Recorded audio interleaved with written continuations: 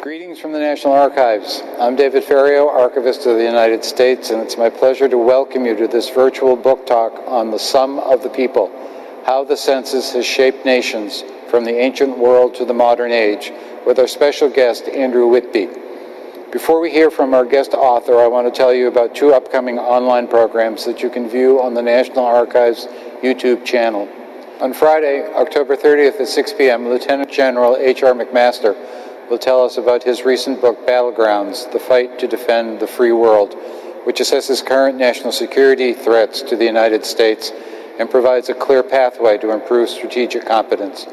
Joining the conversation will be Nicholas Coddington, Director of the National Archives Office of Education and Public Programs. And on Tuesday, November 10th at 3 p.m., who is the Smithsonian Air and Space Museum Charles Lindbergh Fellow in Aerospace History, will discuss his recent book, Tribute to a Generation, Hayden Williams and the Building of the World War II Memorial.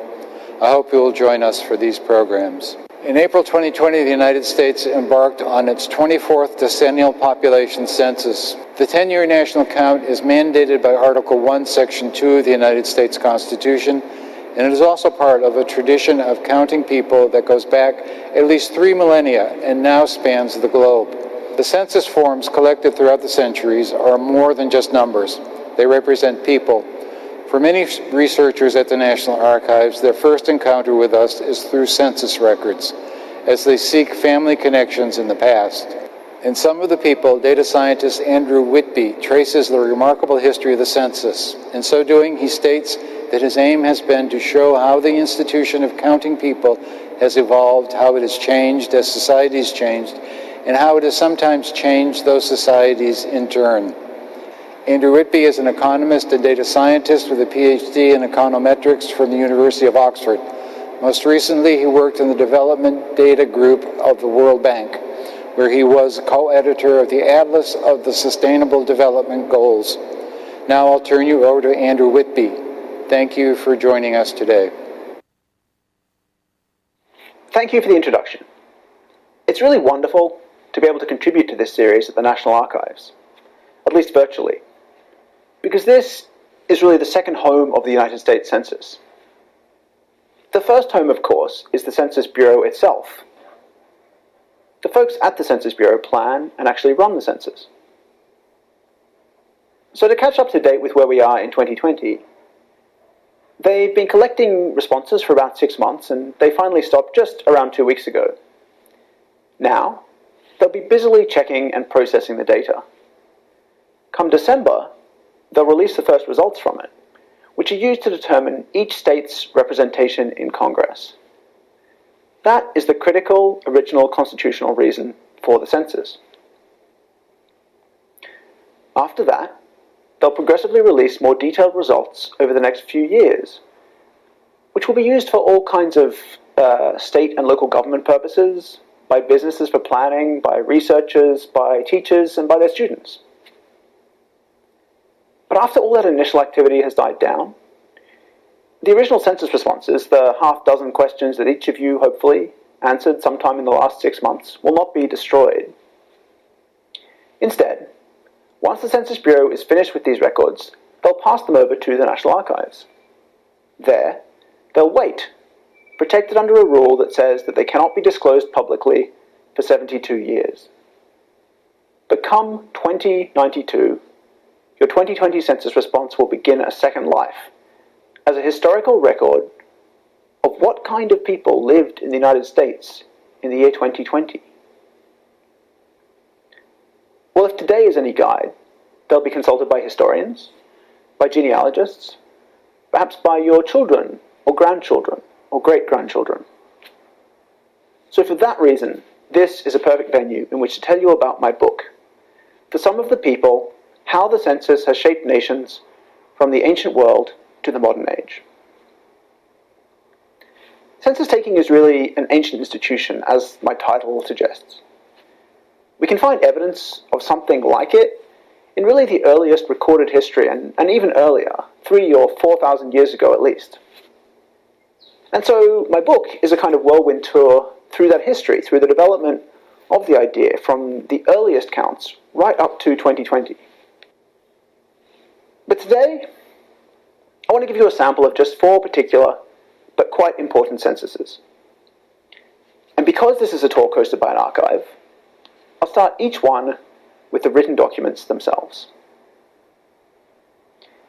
I don't want to give away everything yet, but to give you an idea of the historical span of this talk, here are the dates of the censuses that are recorded in these documents. If you were to look closely at these, you'd see a kind of evolution in the way that censuses have been taken and the way they've been used. But it's not necessarily a straight line, as we'll see.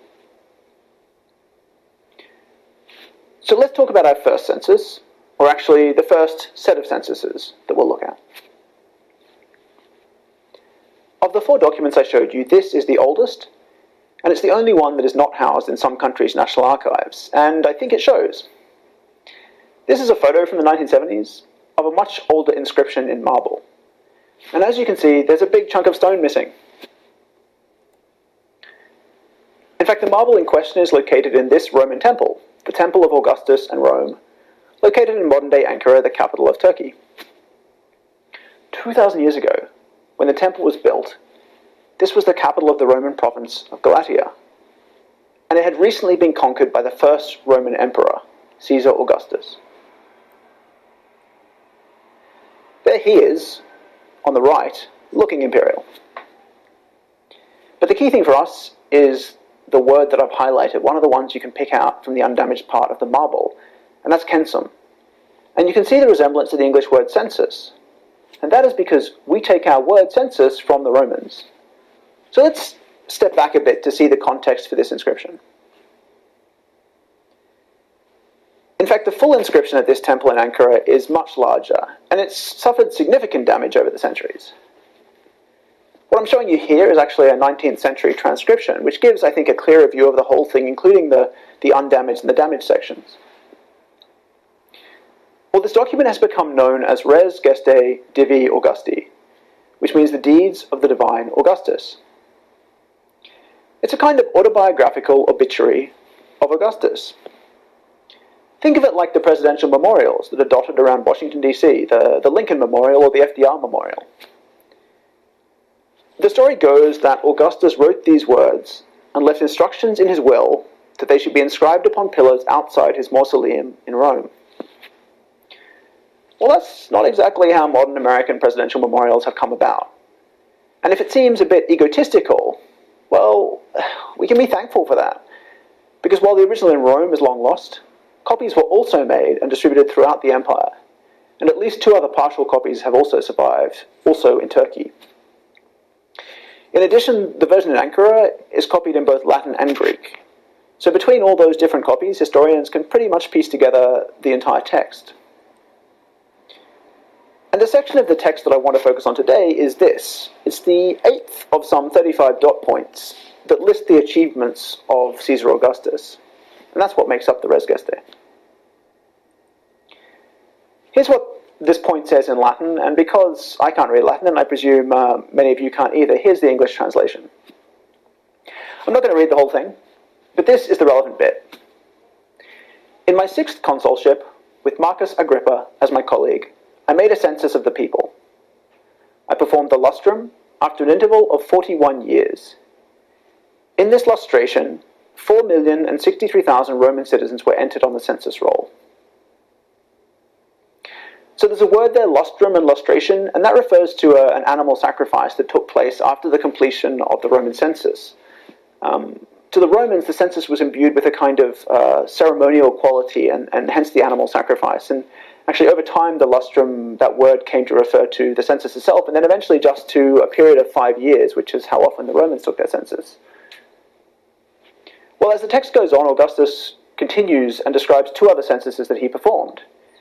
And an interesting thing to note here is that the numbers increased quite dramatically from about 4 million to nearly 5 million Roman citizens. Well, the Res Gestae is a kind of propaganda, and you can be sure that Augustus saw this growing population as a sign of the health and vitality of the society over which he ruled. And that's an attitude to population that has been common in lots of different historical periods, and in fact, it's still quite common today. The other reason that I find the census of Augustus particularly interesting is that it comes up in the Bible, in the New Testament. So Luke chapter 2 verses 1 to 4 says this. In those days, Caesar Augustus issued a decree that a census should be taken of the entire Roman world. This was the first census that took place while Quirinius was governor of Syria. And everyone went to their own town to register. So Joseph also went up from the town of Nazareth in Galilee to Judea, to Bethlehem, the town of David, because he belonged to the house and line of David. Of course, even I think a lot of non-Christians will be familiar with what happens next. Mary and Joseph reach Bethlehem, and there, amongst animals in a manger, Mary gives birth to a boy, Jesus of Nazareth, who we now know as Jesus Christ. The traditional location of that manger is now the Church of the Nativity in Bethlehem, which you see here. Well, this is probably the most famous census of all time. It probably didn't happen, at least the way Luke describes it, but I'm not going to go into that today. I want to mention it because it kind of gives a connection through time, in that it may have inspired another census 1,000 years later, thousands of miles away in the then fairly insignificant British Isles.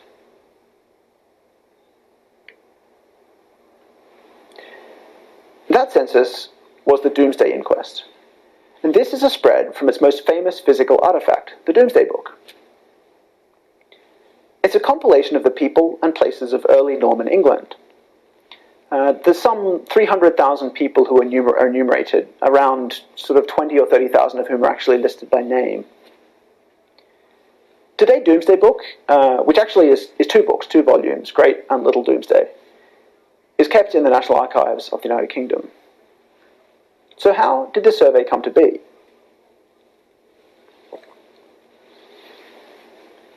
Well, in 1066, William of Normandy, a French duke, crossed the English Channel, invading and conquering England, and earning the title we know him by today, William the Conqueror. There he is on the right, doing some conquering, as depicted on the Bayeux Tapestry. Following the Norman conquest, the decades passed, not especially peacefully, but William maintained control of England. So, at Christmas of 1085, nearly 20 years after his conquest, William found himself in Gloucester, a former Roman city in the west of England. The Anglo-Saxon Chronicle, which is the most important historical record of that period, notes that during that time in Gloucester, he found himself in very deep consultation with his council about this land, how it was occupied, and by what sort of men. By the middle of January 1086, that curiosity had become the Doomsday Survey. Well, we don't really know William's reasons, beyond curiosity, which is surely not enough of a reason, for conducting this survey. One theory is that it was to support a tax collection, in order to prepare a mercenary army against a possible Danish invasion. Another theory is that it was designed to cement in writing the land reorganization that had taken place as the Norman nobility displaced the Anglo-Saxons over the previous 20 years. But the theory that I like most is that perhaps William was sitting in a church in Gloucester on Christmas Eve of that year, and the priest read from Luke chapter 2, which mentions that census of Caesar Augustus. And William, seeing himself as an impressive ruler in his own right, was perhaps inspired by that Roman census. Well, certainly Doomsday was unlike a modern census, to the extent that some scholars don't consider it a census at all. It primarily recorded parcels of land, with people very much a secondary focus, and it certainly didn't count everyone living in England. In addition, it noted some 2,000 churches, 6,000 mills, 45 vineyards, mints, salt pans, leadworks, quarries, potteries. In fact, the chronicler of the Anglo-Saxon Chronicle observes, with some real disdain, I think, that there was not a single hide, nor a yard of land, nay, moreover, it is shameful to tell, though we thought it no shame to do it, not even an ox, nor a cow, nor a swine was there left, that was not set down in his writ. Actually, the expansive nature of this survey kind of reminds me of the American census in the late 19th century, which at that time was also expanding to engulf agriculture and mining and industry in the same way. So personally, I'm quite happy to call the Doomsday Survey a census. But anyway, my favourite tiny human detail in Doomsday Book is from this page, which is part of the record for Norfolkshire, and I've highlighted the relevant passage. It reads in the abbreviated Latin that was used in Doomsday, "But a man of Wihenocks loved a certain woman on that land, and he took her in marriage, and afterwards he held that land in Wihenocks' fief, without the king's grant, and without livery to him and his successors. We know nothing else about this man, or about the woman he loved, or what became of them. It's just a tiny detail amid the rich tapestry of Anglo-Norman England that is sketched out in this great medieval survey. But probably no good came to them after being recorded in this fashion, because while Doomsday was useful for the king and his treasury to plan better taxation, and it was useful to the feudal landowning class, who could use it to buttress their claims to this or to that parcel of land that they might own, it probably wasn't much good for ordinary peasant farmers. This was a time when the less that your king, that your central government knew about you, the better. And that didn't really begin to change in Europe until the 18th century. Well, I offered this document from 1703 as an example of the beginning of that change. People often ask me, what was the first census? And that's a question I hate trying to answer, because those earlier censuses of antiquity in Rome or the Old Testament or in China, it's hard to be precise about how and when they occurred. They're often first mentioned in writing centuries after they allegedly occurred, and they involve fantastical mythological people and events, at least in their earliest incarnations. But if you ask me when was the first modern census, I'll usually answer this one. It's a census of Iceland now kept in the Icelandic National Archive. It's immediately obvious that this is a more modern, organised document than the Doomsday Book. Whereas pages of Doomsday are arranged in paragraphs of text, this has a clear tabular structure with rows and columns. So what prompted this careful, thorough census of Iceland? Well, this is Iceland. Actually, this is me in Iceland in 2017. And as you can probably tell, it's not a particularly hospitable environment for people. At least two things make Iceland hostile to settlement. First, it has dozens of volcanoes. Since the Vikings first arrived 1,000 years ago, 18 of them have erupted, destroying villages and burying farms. Like Hawaii, Iceland is really just one big volcano. But second, and quite unlike Hawaii, Iceland is really far north. So Reykjavik, the capital, is about as far north as Fairbanks, Alaska, with the very top of Iceland just inside the Arctic Circle. These two environmental hazards together meant that life in Iceland was always marginal, with short, hungry growing seasons punctuated by outright disaster. And that's exactly the situation the Icelanders found themselves in 1701. At a point of starvation, of sheer desperation, they sent an emissary by boat to Copenhagen across the ocean to petition King Frederick IV of Denmark, who was their ruler, for help of some kind. Now, Frederick IV is generally regarded, so I've read, as a pretty enlightened king. He wasn't about to let these people who owed their allegiance to him starve to death, no matter how far away they were. But at the same time, if he was to help, he needed a better sense of the scale of the problem. So Frederick appointed two men, Arni Magnusson and Paul Vidalin, both Icelanders by birth who now lived in Denmark, to travel back to Iceland and conduct a census. They did this over the winter of 1702 to 1703, which then became known in Icelandic history as the Census Winter. So you may have tuned into this talk thinking, as actually I did when I first became interested in this topic, that the US Census was maybe not the first, but it was probably the first modern census, right? And it's true the US Census is important, and we'll get to that. But in statistical terms, this 1703 Icelandic census, nearly a century earlier, is really better in every way.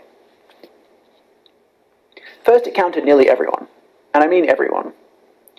Whereas ancient censuses, those in the Bible or in Roman times, tended to count only military-aged men, or only citizens, or something of that sort, King Frederick instructed Magnusson and Vidalin that no person should be left out. 50,366 people were counted, including paupers and vagrants. modern scholars have managed to identify just one farm that seems to have been missed out. To give you an idea of how good that is, if a US census managed to achieve results like that in a good year, then officials at the Census Bureau would be ecstatic. And 2020 has not been a good year for the census, so it's unlikely to match that level of accuracy. Well, there's a couple of other reasons I find Iceland's claim to be the first modern census a really compelling one. One is that it was conducted for the benefit of its people. So whereas so many of those older censuses were motivated by, or even entirely dedicated to, the task of conscription or of tax collection, it doesn't seem that Frederick was intending to extract anything from Iceland and the Icelanders. Actually, there wasn't much to extract. We think he was planning to help them, and this benevolent purpose means that the census has more in common with the censuses of today than it does with, for example, William the Conqueror's survey. And the final reason I like it as someone with statistical training is the careful, complete way that each person's details were recorded.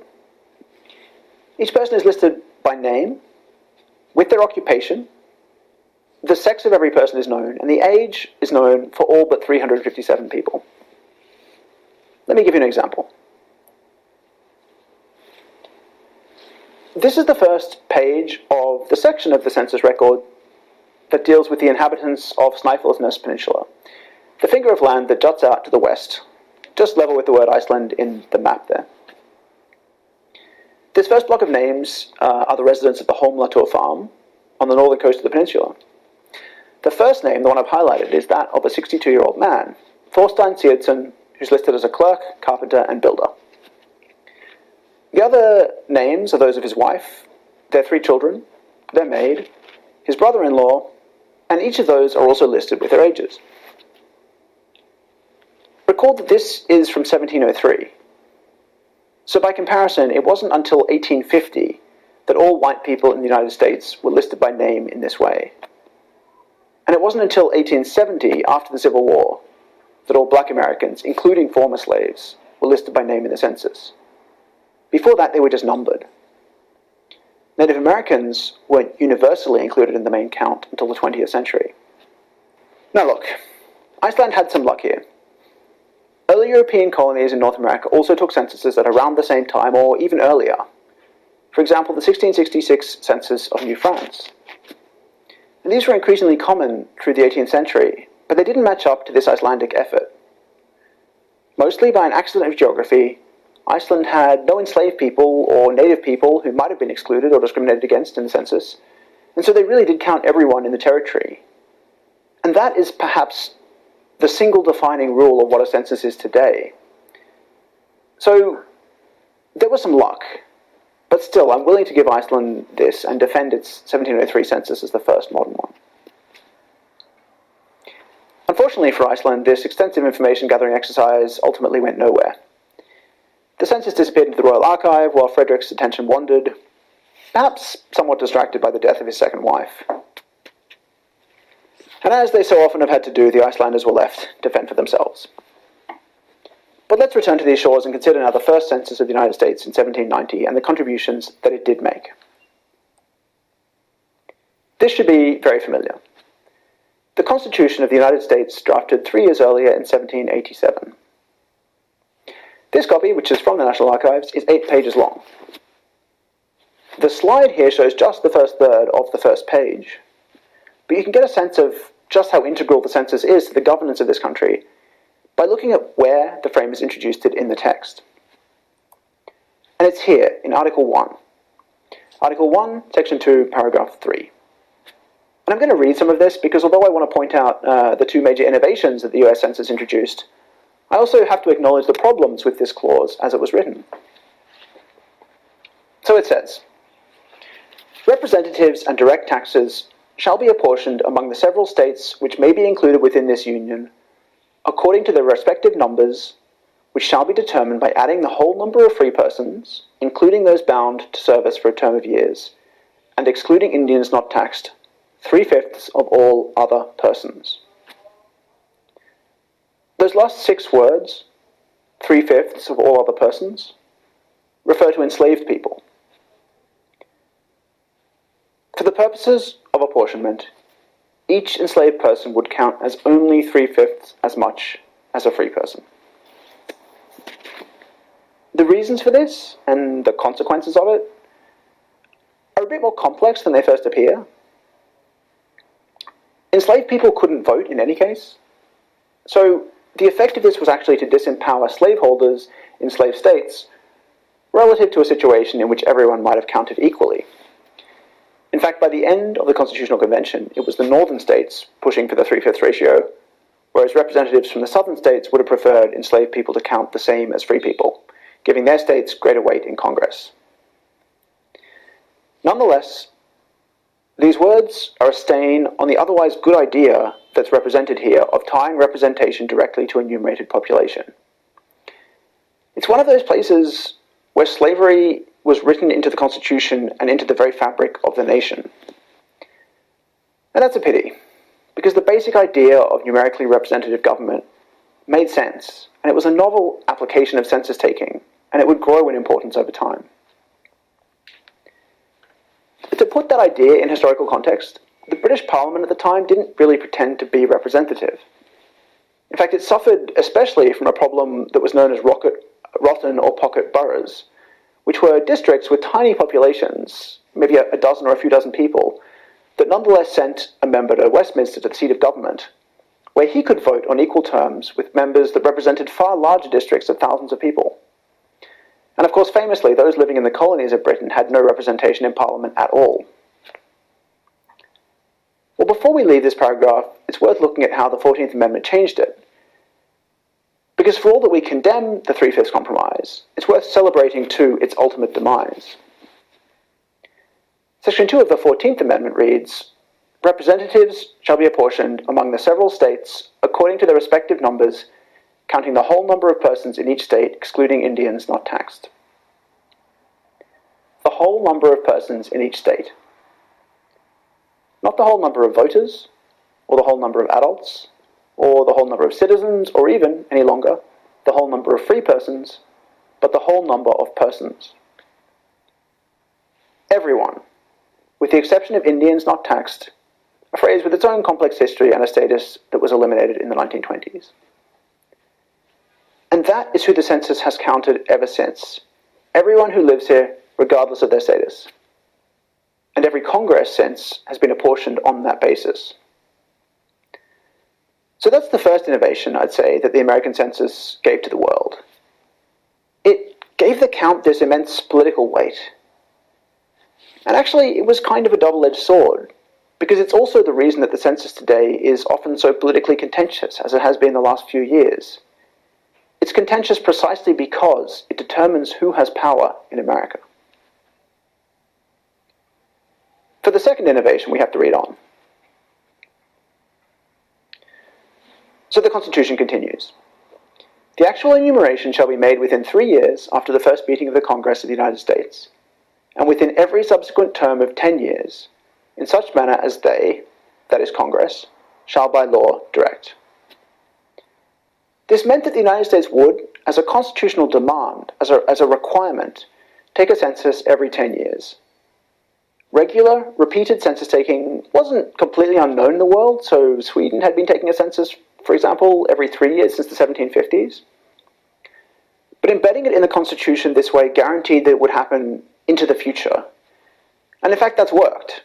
Even in times of war, or as we've seen this year during a global pandemic, the census has gone ahead on schedule every 10 years. In fact, as the 19th century progressed, this idea of a decennial census, a census every 10 years, was adopted as an international recommendation for all countries. So that's the second major innovation from the American census. Well, just as the Constitution had promised, the inaugural census of the United States went ahead in August of 1790. The count was organized by US Marshals, who appointed some 650 assistants to do the actual house-to-house enumeration. But as you might expect for the first such event in the nation's history, it wasn't completely without flaws. And this is one of them, actually. So this is a census schedule for Market Street in Philadelphia. This shows the general format of all of the 1790 schedules. So a name, the head of household, followed by an occupation, and then 5 numbers. And the numbers in order are the count of the different types of people living in the household as mentioned in that paragraph in the Constitution. So first, free white men of 16 and over, then free white men under 16, free white women, other free persons, and slaves. Well, already you can see the social hierarchies of the time embedded in the structure of the schedule itself. So white men are divided into 2 age categories, while white women are not. And non-white people are not divided by age or by sex, they're just lumped together. So when I was writing the book, I went looking for this page in particular because it's where Benjamin Franklin had lived, Market Street. And Franklin was kind of a hero of the census. He was an early proponent of demography. He wrote a paper on it back in the 1750s. But a little sadly, Franklin actually died in April of 1790. Had they been using the modern April 1 census date like we had this year, back then, he would have been counted. But then the census day was actually in August, so he wasn't. However, his daughter Sally inherited his house and she continued to live there, and so she is included in the census. Probably.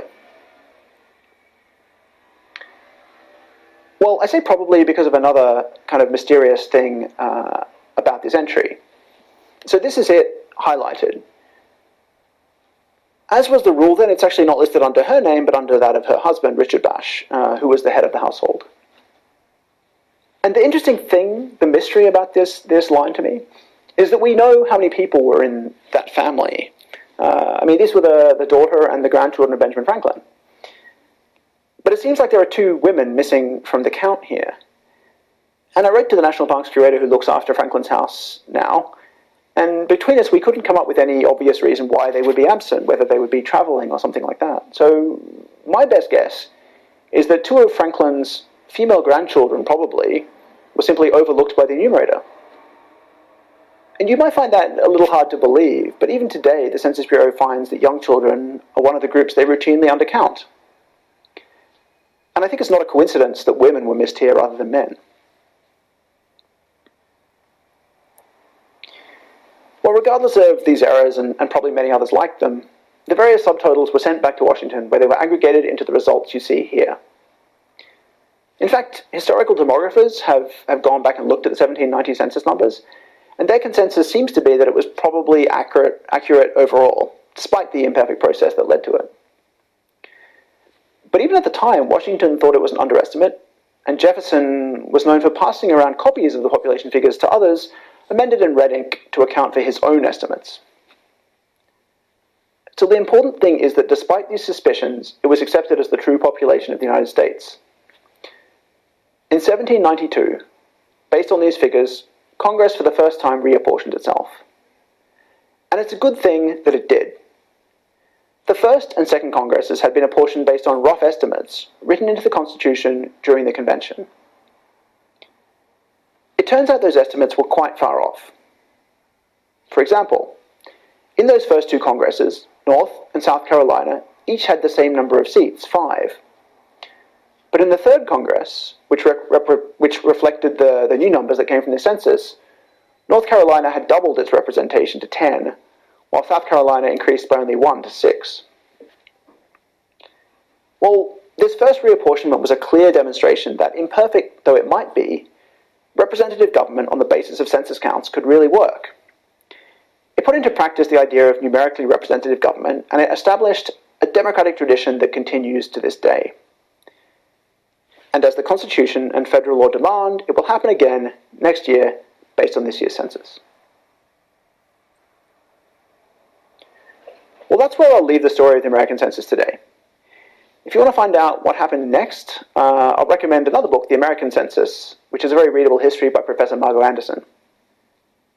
But the message of my book, and the one I really want to leave you with today, is that the story of the American census is just one chapter of a grander story of census taking in general.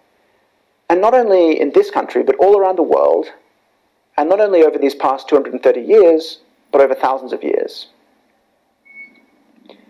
The story of this institution is one of constant change, reflecting the evolving relationship between people and their governments.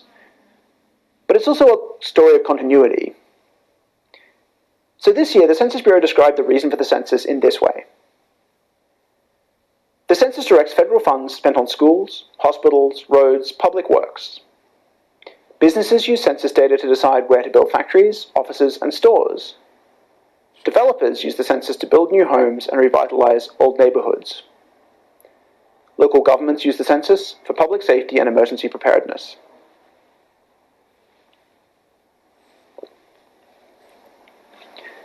Well, it turns out you can find a very similar description in a text from almost 2,000 years ago by a Chinese philosopher in the Confucian school. He wrote, "Hence it is from population figures that a variety of affairs are derived, apportioning land for fields and dwelling areas, ordering the payment of tributes and taxes, manufacturing implements and utensils, regulating emoluments and salaries, raising numbers of people for hunting and corvée service, or conscripting troops for battalions and armies." Well, the philosopher goes on to ask, does the significance of population figures then lie just in checking the numbers of people? The answer I give in my book is one that Tolstoy gave in 1882, just before the census of Moscow. He wrote, "The interest and significance of the census for the community lie in this, that it furnishes it with a mirror into which willy-nilly the whole community and each one of us gaze." That, to me, is what is so fascinating about it. Thank you.